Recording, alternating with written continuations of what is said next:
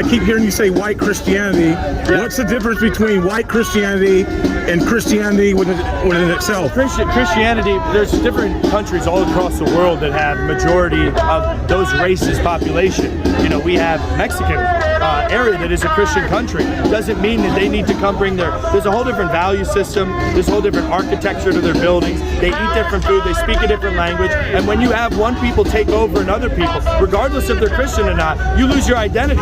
We're losing our identity as white Americans, Europeans that immigrated here with our own architecture, our own language, our own foods, our own cultures, our own everything. And so my Christian brothers across the world, I love them, but it doesn't mean we need to have every other type of Christian. It doesn't mean we need to move 300 million Christian Nigerians into America and have it become like a Nigerian Christian country. America has its own bloodline and its own demographics here, and we barely have any. White people are 7% of the world. We are a super minority. Why can't we have just a couple homelands? Australia, Europe, America.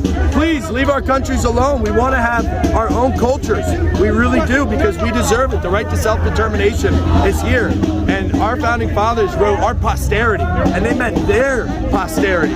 Their posterity deserves a homeland. Their posterity deserves a place to call their own, where they won't be replaced. And it's a shame that we're being replaced. So will you be bothered when we get to heaven and there's a bunch of my black Christian brothers stand by my side. They know this. Do you stand by theirs? I stand by theirs too, of course.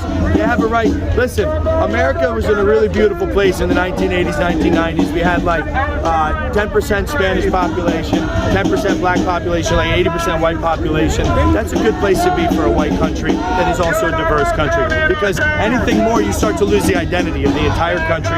You start to lose the values, the customs, the heritage, the culture. It all shifts. And so, you know, we're not asking our black Christian brothers to go, you know, back to Africa. That's ridiculous. They're here, and we want the ghetto culture to end. We have black fatigue. They're violent and they're nasty. I mean, Andre knows this. He made himself hundreds of thousands of followers talking about this. So, you know, it's a really big shame that America has seen the shift in culture, the black culture, going from like this 1960s civil rights movement, everyone wearing suits, walking down the streets, having like this normal way of life, to, you know, little savage Gunna and all this, you know, absolute debauchery.